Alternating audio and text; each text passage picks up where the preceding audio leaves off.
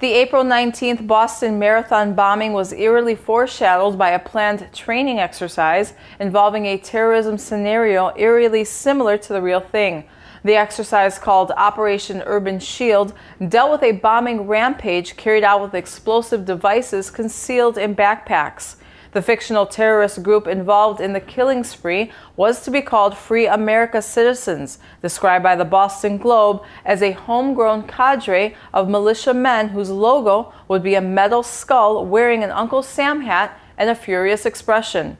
The exercise, the third of its kind to be carried out over the past 3 years, would be funded by a $200,000 grant from the Federal Department of Homeland Security. Republican Representative Peter King of New York, who chairs the Homeland Security Subcommittee, has described the WikiLeaks organization as a terrorist threat and called for the prosecution of NSA whistleblower Edward Snowden. In an interview with Anderson Cooper on CNN, Representative King has now demanded the prosecution of journalists who report on the NSA leaks. According to King, reporters had a moral and legal obligation against disclosing something which would so severely compromise national security. Edward Snowden was not the first government employee with privileged information about the NSA's covert surveillance program to make unauthorized public statements about it.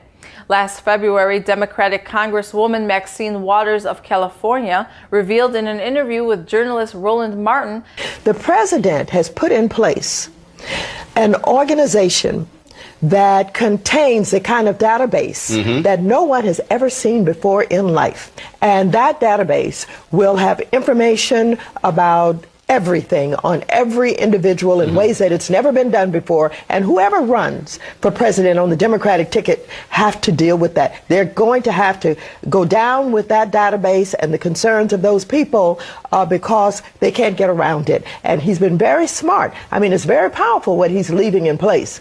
As Germany prepares to host President Obama, several high-ranking officials in that country are expressing outrage and concern over the NSA's covert surveillance program, which summons painful memories of some recent dark chapters in German history.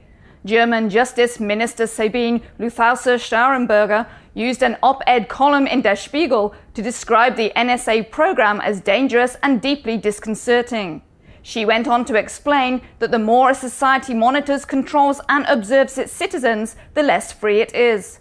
Markus Ferber, a political ally of Chancellor Angela Merkel, bluntly denounced the Obama administration for employing American-style Stasi methods.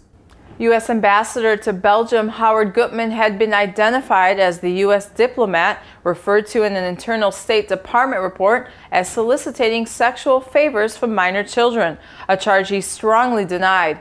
In a public statement, Gutman said he is angered and saddened by what he calls baseless allegations in the press.